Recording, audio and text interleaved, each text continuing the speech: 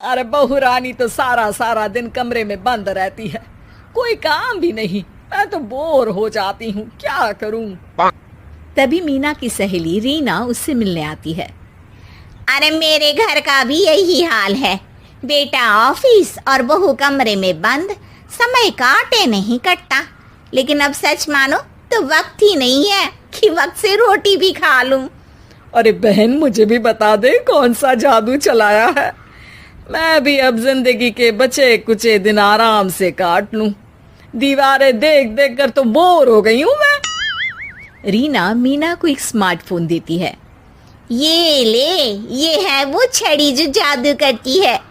इसमें मैंने तेरा फेसबुक अकाउंट भी बनाया है, एंजल प्रिया के नाम से। बस अब यहाँ दोस्त बना और सबसे बातें कर। सास को पहले तो उतना समझ नहीं आता है, लेकिन धीरे धीरे वो उसकी आदत डाल लेती है। माँ जी जल्दी से खाना खा लीजिए, मुझे थोड़ा काम है। अरे तू जा, मैं खा लूंगी, अभी वक्त नहीं है।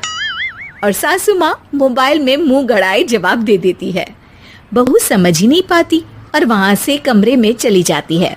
अचानक सास को किसी प्यारी पिंकी की फ्रेंड रिक्वेस्ट आती है।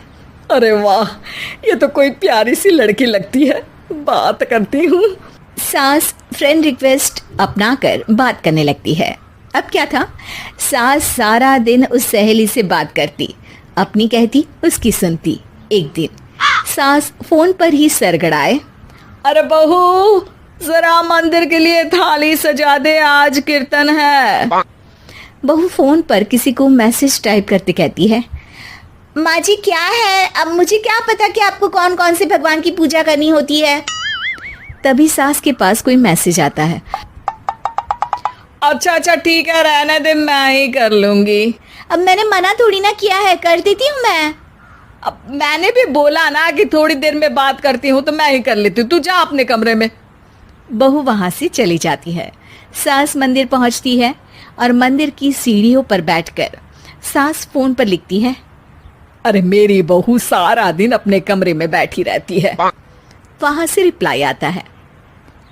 मैं आपकी बहू को तो जानती नहीं हूँ, लेकिन हाँ एक बात है, हो सकता है आपने उसे ताने दिए होंगे या फिर उसका दिल दुखाया होगा। ऐसा करने पर बहुओं का मन ससुराल से हट जाता है। याद रखिए, बहू और बेटी में फर्क होता है। सास घर जाती है और बहू से बड़े ही प्यार से बात करती है, उसके लिए खाना बनाती है, उसे गिफ्ट में साड़ी भी देती है। जिसके बाद अगले दिन, माँ जी चलिए, आज मैं भी आपके साथ मंदिर चलती हूँ, आते वक्त भोले भैया के गोलगप्पे खा कर आएंगे। अरे हाँ बहू, ये तो अच्छा है, चलो। सास मन में सोचती है कि उसकी फेक बुक वाली दोस्त कितनी अच्छी है। उसके समझाने से उसे उसकी बहू वापस मिल गई। वो बहू को अपनी दोस्त के बारे में बताने का सोचती है, लेकिन फिर चुप हो जाती है। बहू फोन पर टाइप करती है। मेरी सास मुझे नौकरानी समझती है, एक गिलास पानी तक खुद नहीं लेती। मन तो करता है कि बोल दूं, मैं बहू हूँ, कोई नौकरानी नहीं। वहां से रिप्लाई आता है। देखो, तुम्हारी सास को तो मैं भी नहीं जानती, लेकिन वो बुजुर्ग होंगी। पूरा जीवन उन्होंने घर गृहस्थी चूल्हा चौका में निकाल दिया। और फिर तुम ये भी मत भूलो कि जिस पति पर तुमको इतना गर्व है, उसे भी शिक्षा उन्होंने ही दी है। तो जिसने तुम्हें इतना दिया, क्या तुम उनकी थोड़ी सी सेवा नहीं कर सकती? बहू भी अगले दिन से सास का सारा काम करती, उनके पैर दबाती, उनका ख्याल रखती, उनके साथ घूमने जाती। एक दिन सास, बहू ये लो मेरा हीरे का हार।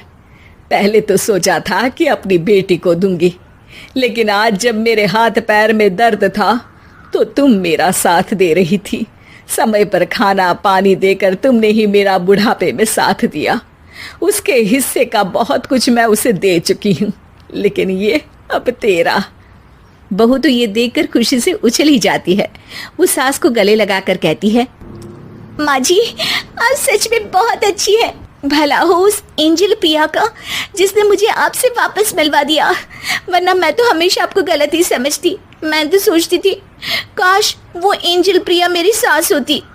क्या नाम लिया बहू? एंजल प्रिया तेरी फेक बुक फ्रेंड है? हाँ माँ जी, वो बहुत अच्छी है। उन्होंने ही मुझे बताया कि सास की कीमत क्या होती है। अरे बहू, कहीं तू प्यारी पिंकी तो नहीं? जी माँ जी, मैं ही हूँ प्यारी पिंकी। क्यों? सास बहू को गले लगाकर कहती है।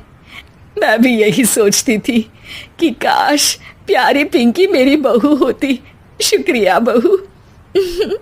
सासू माँ, शुक्रिया तो हम दोनों को फेसबुक और सोशल मीडिया का करना चाहिए, जिसने हम दोनों को एक दूसरे से दिल से मिला दिया। अब तक दोनों को समझ आ गया था कि जो खुशी वो बाहर ढूंढ रहे थे, सच में तो वो उनके घर में ही थी।